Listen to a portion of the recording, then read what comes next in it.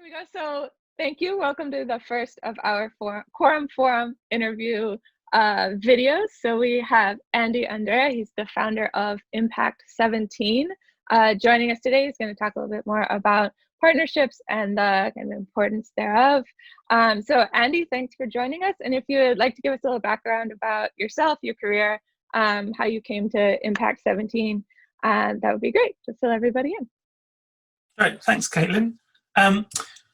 Well, I started my career living off the back of all the hard work that other people have been doing, because I found that there are lots of experts in lots of different fields working in their silos, achieving great things, but the power of working together, that collaborative power, was something that really fascinated me, and it was where I could actually help. So, I started doing it in a lobbying company based in London, where we found that rather than servicing an individual client's needs, if we could combine the client's needs together, that had a much more powerful impact when trying to persuade governments to change behaviour.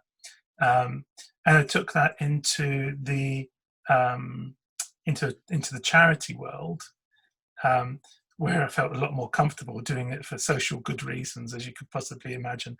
And then into the United Nations, where we're building communities around humanitarian response, building networks for the sharing of information and so on. And again, the power of the collective was so much greater than the individuals working together. But there was a lot of effort put into breaking down barriers.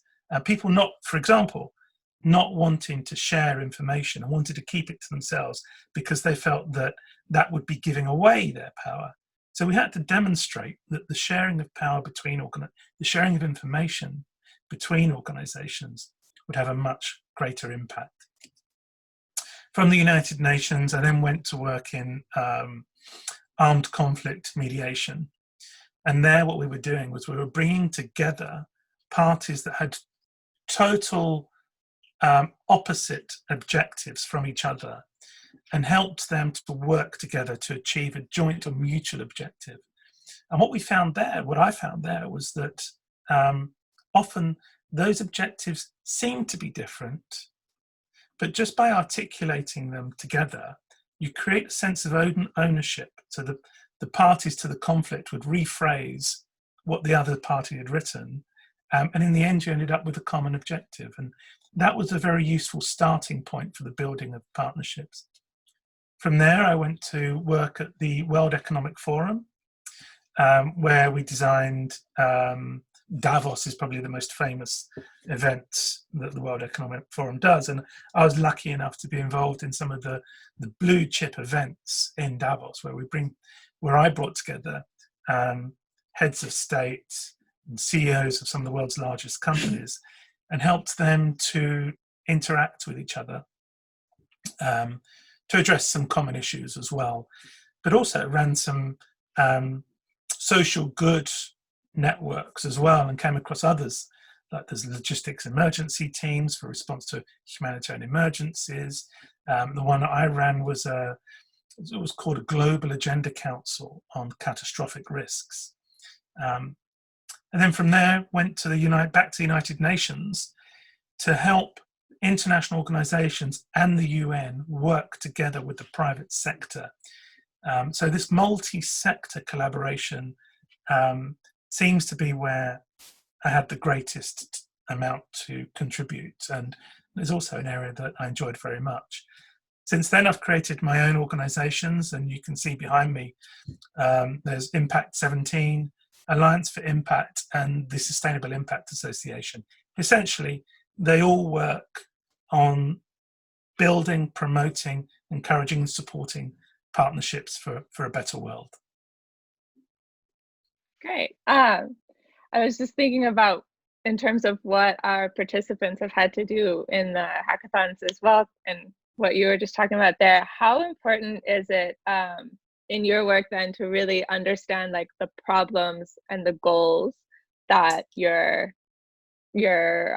potential partners are working towards or dealing with?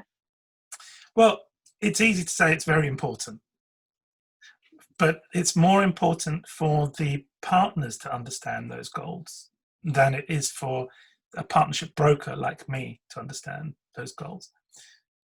The contribution that I would make, and there are others like me out there, the contribution that we would make is to help those partners articulate that objective well, so that they understand it properly, and so that it makes sense to the other partners, but also so that there's a process for all the partners to engage on that objective, so that there's a sense of buy-in and ownership in what they're setting out to do. So it's less for me to understand it, but more for them. You're like a therapist of business. Absolutely, exactly. Yes. Perfect. And then how do you see, like kind of in the way that we've changed how we work, how do you see this use of partnerships or this need for partnerships changing as we go forward? Well, so the UN global goals, the Sustainable Development Goals, there's 17 of them, and they promote partnerships.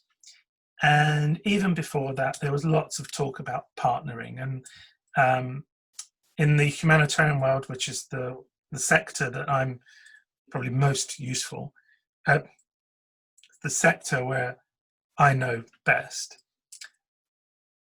there has been lots of calls to action for these NGOs, the non-profit organizations, the UN agencies to work with the private sector. And you can read reams and reams and reams of paper on this. And then the Sustainable Development Goals come along. And there is one goal which is applied to all the others, and it's the only one that exists to help achieve all the others. And that's number 17, which is about partnering. And again, there's lots and lots of talk about it. But what's happened recently is the talk has begun to shift into action. And that has taken a crisis where people have felt they have a stake in the outcomes. And that's extremely important in an extremely important lesson in terms of partnering. The stakeholders need to feel that there's something in it for them. It's either a better world that they're contributing to because they're so passionate and they're emotionally involved in that, or it has a direct influence on them. And I'll give you just two examples. One is a better world because as a CEO of a company, I have friends and family and children whose lives will be affected if the world is not improved. That could be something as big as changing the world, the way the world works, or it could be something as small as working on education programs in your local community. Okay. The other side of things is that more selfish reason for getting involved in a partnership. And it could be, if you're looking at it from a business perspective, something quite simple, such as improving the resilience of the local economy. And that involves partnering with others to ensure that that happens, because that's good for business. So yeah, so there's a variety of things. And that's what we're seeing change, is that there's gradually a recognition that partnering requires a stake in the future, but it also requires action, careful thought, and investment in that. That's what's changing right now. There's a core business rationale that is gradually being more and more recognized. And I'll give it one example of that is Unilever. Paul Pullman, chairman of Unilever, has been promoting this approach for a number of years now. And also in the UN, we did a perception survey of why businesses do get involved in partnerships for humanitarian good. And these are the kinds of reasons that they came out with. And then what aspect of that partnership then, how much of it is about humanitarian good versus how much of it is about like, this makes commercial sense for us? Like, is it harder in terms of like the capitalism side of the world to drive that? I know Unilever's one that's kind of walking the line between the two. But how have you seen that sort of, has it been filtering over into the sort of let's just make money side of things? So the let's make money side of things is an obvious. It's been, businesses have been doing that for hundreds of years. And, you know, the insurance industry is a perfect example of that. The insurance industry wouldn't work without partnerships. And we're talking, you know, way back into the 17th century and the 18th century where that gradually evolved. And that's nothing new. It will continue forever as far as I'm concerned. What's gradually changing is the social good aspect of it, is the recognition that there are other things that you can benefit from through engagement and partnering. So it used to be profile. It used to be that CSR, communications, we look good if we're doing good. And that has gradually been shifting so that now, in a very competitive environment, the best people to recruit are making choices about where they work. So some companies are saying, we want to help refugees because that will help us keep our staff motivated. It will help us attract good staff as well. Oh, and it will also help refugees. There's, and what we're seeing is that spectrum moving, and gradually you're seeing that those younger entrepreneurs who are moving up the ranks also have an emotional passion and stake in the helping of the refugees. I'm just using this as an analogy, but we're living in a multicultural, multinational world where the connections are becoming closer and closer. So you will find somebody like me, for example, because I'm young and passionate. I come from a family that were economic refugees. So I have an interest in where they came from and helping the families and friends that they've left behind, for example. And we're seeing that more and more and more, where the diaspora are moving up the ranks and having more influence and power to do good. And that's a joy. It's a really pleasurable thing to watch. And then as you're talking about this sort of global, like we're creating this global network, and because we have to mention it, it's required, I think, for the next year. How do you think the sort of upside down shakeup that COVID has created in terms of making it very clear that we're in a global system now, how do you think that's affecting how people are looking at partnerships, their eagerness to develop new ones, I think? Well, I think there's so many ways this has shaken things up, but it's I'd say it's come almost too late in some ways. What we find is that every time there is an emergency, a crisis, there is action, and there is lots of calls to, you know, we should be better prepared for the next one. And then when the crisis is over, people go back to the normal daily work, and they forget, or they lose interest in preparing for the future because what happened has happened and has gone. Mm-hmm. And who knows when the next crisis is going to come. But what the COVID crisis is doing is extending that crisis period at a global scale. Mm-hmm. There is global pressure continuously to prepare for the next time or the next phase. In a crisis, it's often too late to create partnerships. They're normally very bilateral. The partnership is transactional in many ways. It's give me money so I can do my job better is a typical request for a partnership. Mm-hmm. But what's happening now is that people are saying, and companies as well, and international organizations are saying, this will happen again, or there will be a second phase. We need to prepare now for the future. And of all the bad things that are happening in this COVID-19 crisis, I think that is one of the good things that's happening, is that we are seeing more calls to action in preparation and pre-positioning for future crises. Good. Yeah, it's been really interesting with us working with a bunch of different people too, to see everybody's different reactions to COVID and how or the things that it's highlighted that now we're all finding we probably should have dealt with before. Yeah, I think that's right. And also we're seeing that a lot of the action through partnering is much more output and impact oriented. Mm-hmm.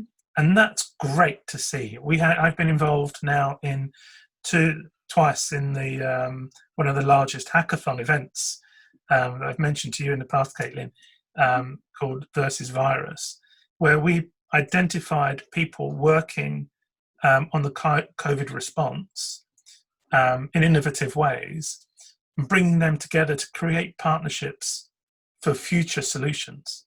Mm-hmm. And those have been so inspiring. But it's just an example of other things that are cropping up. You could probably give as many examples as well. These kinds of things cropping up where it's just great to see people taking action and taking responsibility. Yeah. And kind of along those same lines, so now that we've sort of been forced to move online a lot, or totally, what have you seen that open up in terms of the partnerships people are willing to make? I mean, you're in London, right? Geneva. In Geneva, even farther away. And we're in Dublin, and yeah, we've been able to do this that we probably wouldn't have done had we not had to be online. No, I think that's right. I think there was, at the beginning, people were shifting. They were trying to keep doing business as normal, but online. And what happened there is it resulted in, okay, everybody started to learn how to use tools like Zoom and Google Hangouts and so on. And they were using those then to create thought leadership events, which were great, which were interesting. So at the beginning of the crisis, there was a lot of interest in those things, and people were looking forward to having a platform to air their voice. Over time, that quickly dropped. The interest in those started to decline, is what I've seen from other people's events, because of the lack of action that comes out of them. Yes, they're great, and they will always be good for sharing of experience. And that's one of the reasons why we're planning. Thank you for the segue here. I'm sure that it was intentional. We're planning an online conference which is called Step Into a Better World, a call to action. And what we're doing there is every session is output and impact oriented. It's no longer just sharing of experience. And we ran previously some other events online called the Open Dialogue Series, in support of some of the international organizations responding to the COVID crisis, to help them call for support and to reach out to audiences they wouldn't otherwise engage with. And some of them were, for example, we need to move medical goods from China to East Africa. We need help in doing that. Is there anyone out there who can help us?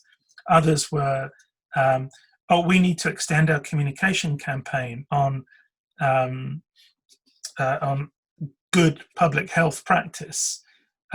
Is there a company out there or a couple of companies out there who would be willing to collaborate with us on doing this? And we were building partnerships like that. And we saw that was working and that more and more people were getting interested in that. And so that's why we're building up to this event in December, to take that a step further. And hopefully What the Hack will be one of the partners that will help us to deliver in that conference as well. Right. So mutual plugging of events. Totally. And then kind of along those lines then too, in terms of like action and taking concepts into reality, what kind of advice would you have for small companies, either in like sustainability area or just kind of in the general commercial sector, about building partnerships to achieve goals, how to kind of go about that when we've been thinking before in this very siloed sort of way? Okay, yeah. Well, there are some obvious ones, and then there's a couple of ones maybe not so obvious, some maybe tips. One of the ones you mentioned already, it's about understanding your own objective. And there are two sides to that. There's the objective of a partnership. Why do you want a partnership? Is a partnership the best way to achieve what you're trying to achieve?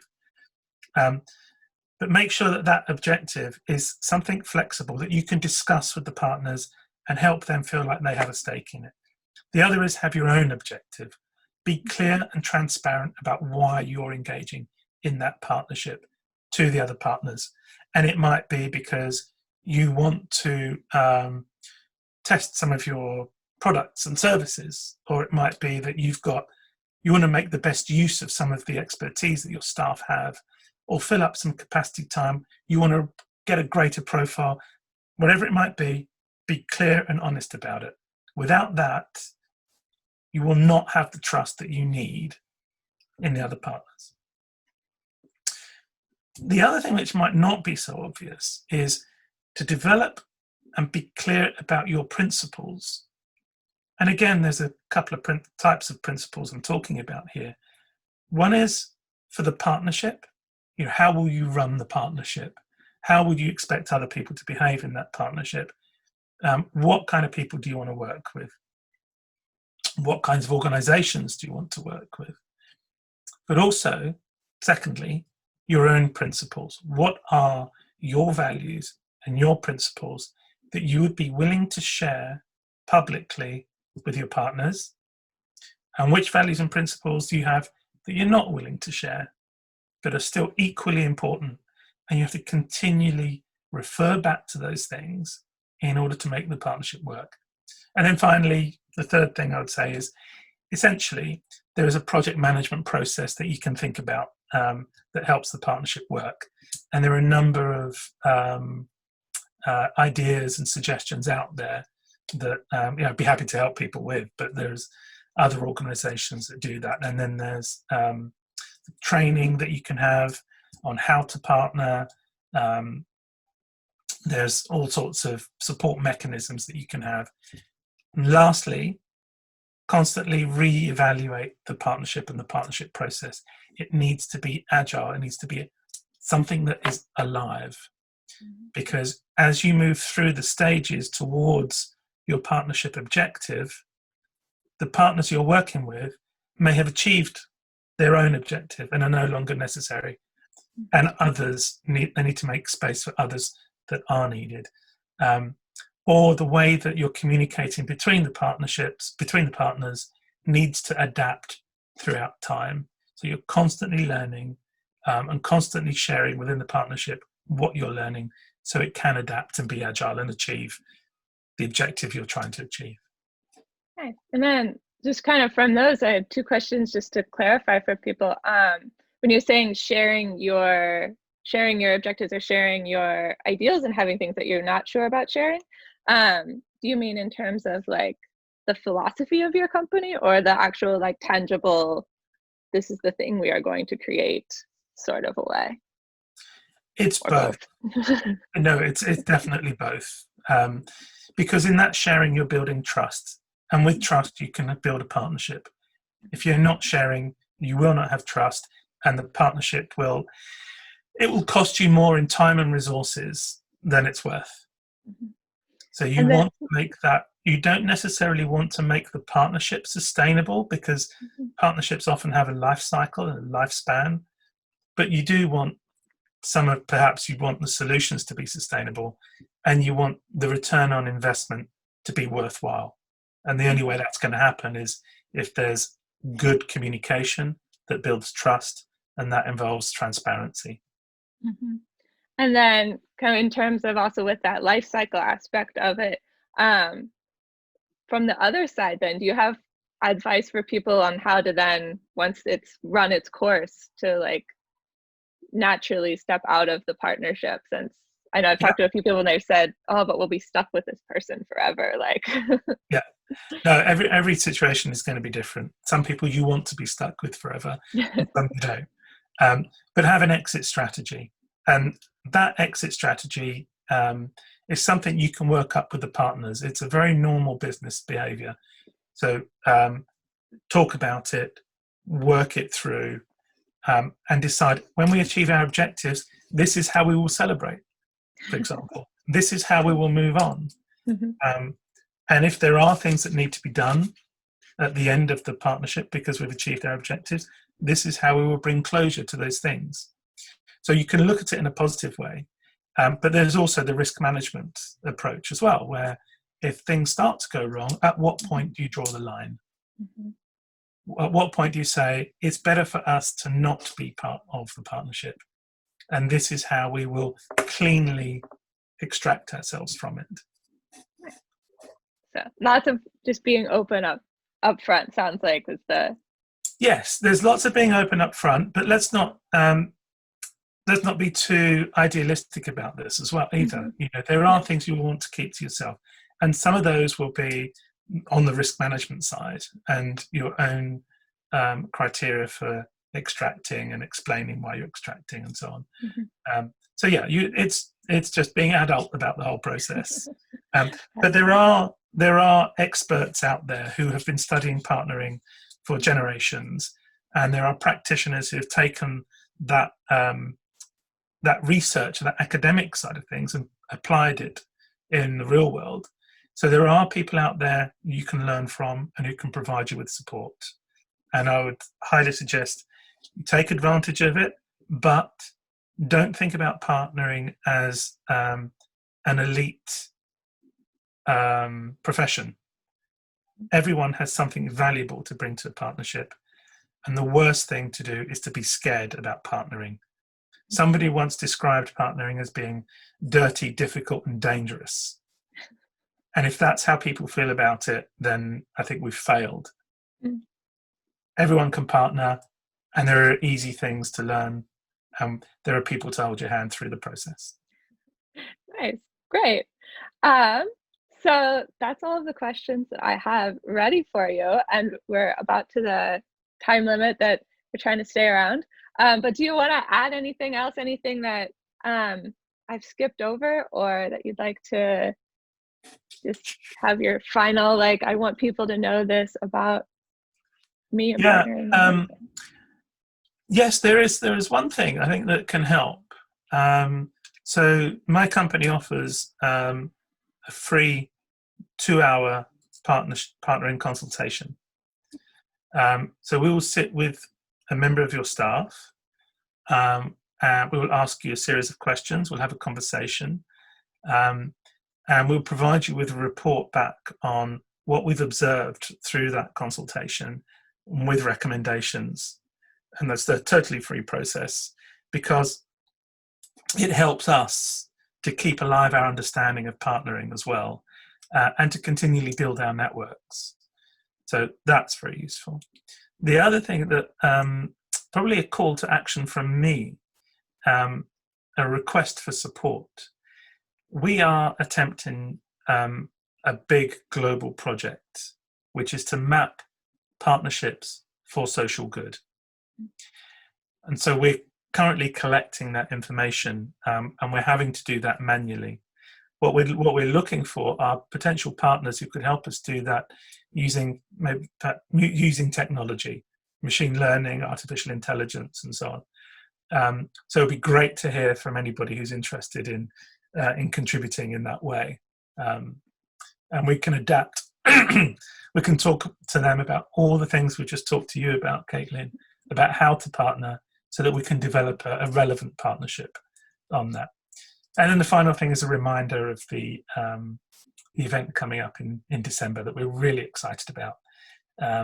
It has 4 themes: sustainable societies, technology and innovation, environment and nature, and partnering. And we are looking for what we're calling action architects to work with on building the sessions for December. So do get in touch and let us know if that's something you're interested in working with us on as well. And they can get in touch with you through the Impact 17 website. Is that the best place? That is the best place, yes. Perfect. I can share an email. Too. Okay, add a link to the website. I think that's probably best. I'll drop a link down below the video.